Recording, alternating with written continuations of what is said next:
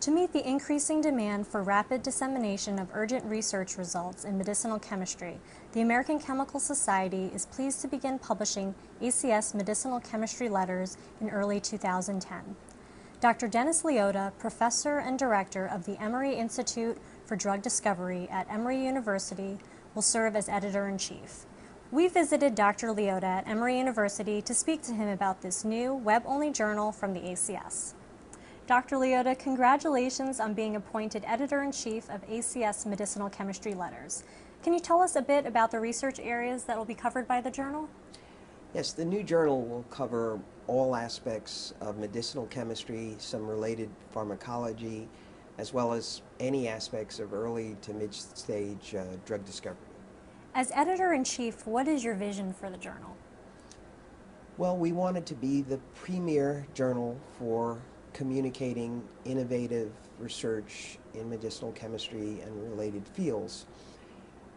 And I think we can do this first by building on the great reputation that's already in place from the Journal of Medicinal Chemistry, and second by adding a number of innovative new features. Who do you see reading and submitting research to ACS Medicinal Chemistry Letters?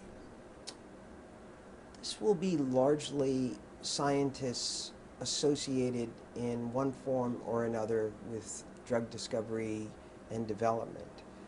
They could be from the commercial sector, they could be from academics, they could be from government, at least the intramural research arm of groups like the NIH. They could be scientists that work for foundations that are studying neglected diseases. So we see it as a very diverse array of people. We also know that increasingly medicinal chemistry is being done in areas of the world that were non-traditional. That is, we're seeing more and more research being done in Asia, Australia, Africa, South America. We certainly want the journal to be able to welcome manuscripts from all of these areas. And what are you looking for in a manuscript that's submitted to the journal? The easy answer is quality. The more precise answer is innovative work. We want our journal to be the place where people find innovative work in medicinal chemistry, and that's really what we're looking for. In addition to letters, this journal will also publish technology notes. Can you describe what these are? Certainly. We have a term in drug discovery called the technology toolbox, and this can include high throughput screening, combinatorial chemistry, genomics, that involve new technology and usually involve rapid assessment of data rather than the slow, what we used to call hammer and tongue approach to assessing data.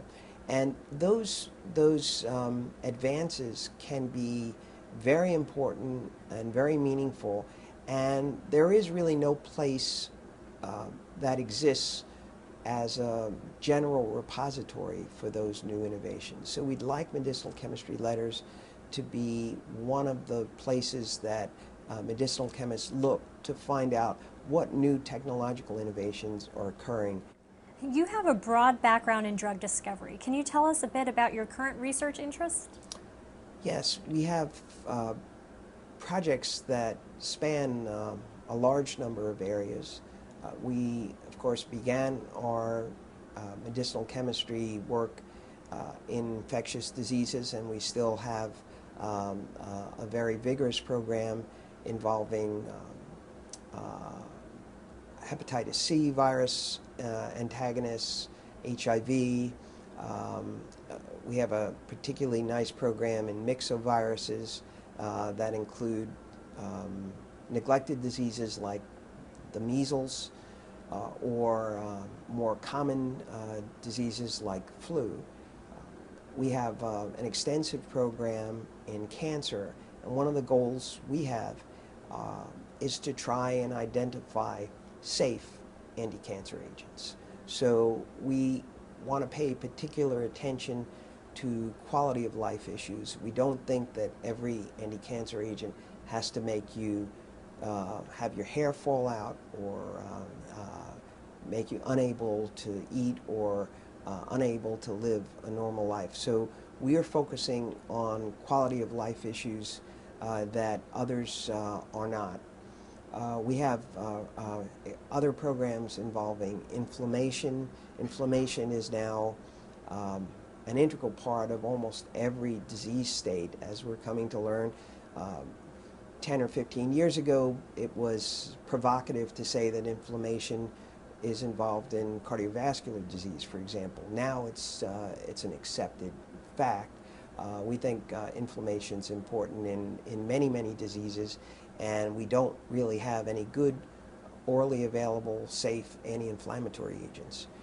We have a wonderful program in traumatic brain injury that we think might make an important difference for emergency medical technicians and for soldiers on the battlefield, something that they could carry with them and simply inject and if there was a serious explosion.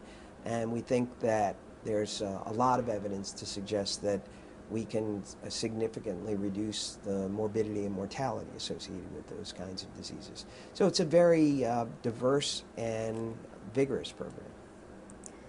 You're well known for your accomplishments in academia as an industry consultant and company founder, but also as the inventor of 2 major FDA-approved drugs for treating HIV.